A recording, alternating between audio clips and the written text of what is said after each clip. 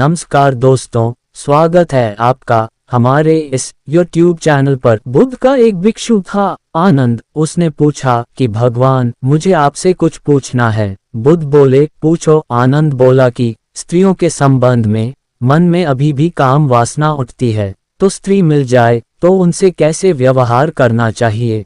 तो बुद्ध ने कहा, स्त्री अगर मिल जाए तो बचकर चलना, दूर से ही निकल जाना। आनंद ने कहा, और अगर ऐसी स्थिति आ जाए कि बचकर ना निकला जाए, तो बुद्ध ने कहा, आंख नीचे झुकाकर निकल जाना।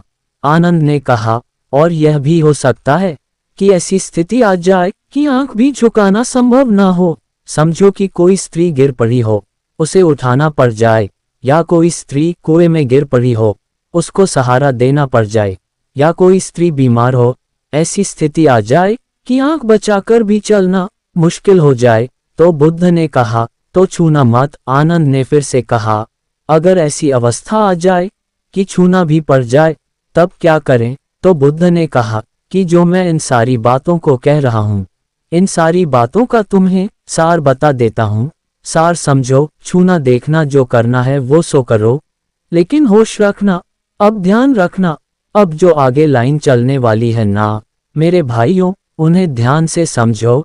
इन सारी बातों में मतलब वही है, स्त्री से बचकर निकल जाना तो भी होश रखना पड़ेगा, स्त्री को बिना देखे निकल जाना तो भी होश रखना पड़ेगा। बेहोशी में तो आंख स्त्री की तरफ अपने आप चली ही जाती है, इस लाइन को समझो। बेहोशी में तो आंख स्त्री की तरफ अपने आप चली ही जाती है।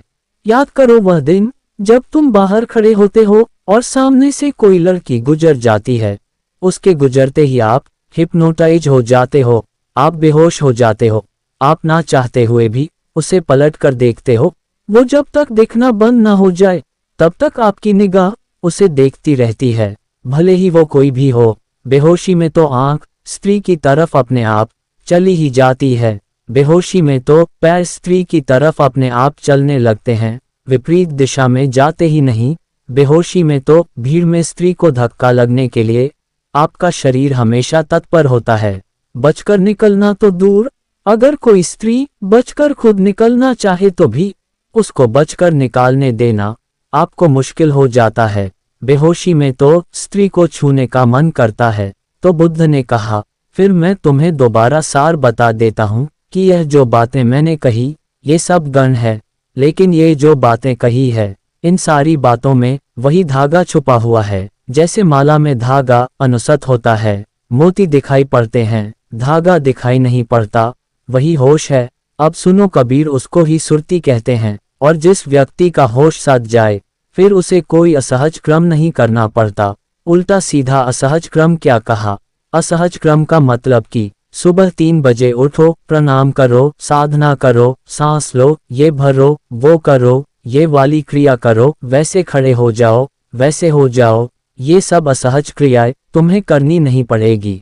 अगर तुम्हारा होश सध जाए, कबीर कहते हैं, ना तो मैं नाक बंद करता हूँ, ना आंख बंद करता हूँ, ना उल्टी सीधी सांस लेता हूँ, ना प्राणायाम करता हूँ, ना उल्टा सिर पर खड़ा होता हूँ, ना सिर शासन करता हूँ, कुछ भी नहीं करता, सिर्फ होश को संभाल कर रखता हूँ, सिर्फ सुरीत को बनाए रखता हूँ। बस सुरीत का दिया यानी कि होश का दिया भीतर जलता रहता है और जीवन पवित्र हो जाता है। सुरीत का दिया भीतर जलते जलते एक ऐसी घड़ी आती है जब निष्कपट को दोबारा सुनो, दोबारा समझो, जितनी बार हो सके बार बार समझो, और जब तक के बात जहन में ना उतरे तब तक सुनो। वाकई में ये जो बातें हैं बहुत बहुत अनमोल है। तुम्हें कुछ करने की जरूरत नहीं है, कोई प्रणा, कोई साधना, मैं कुछ नहीं कहता इन चीजों में, लेकिन जो यह बातें कही है उन्हें अपना लो। तुम्हें सिर्फ होश रखने की जरूरत है।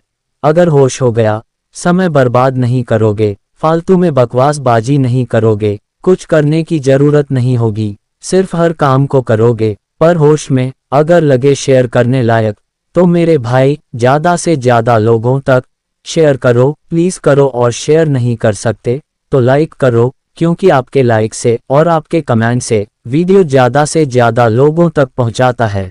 अगली वीडियो में फिर मिलते हैं। धन्यवाद।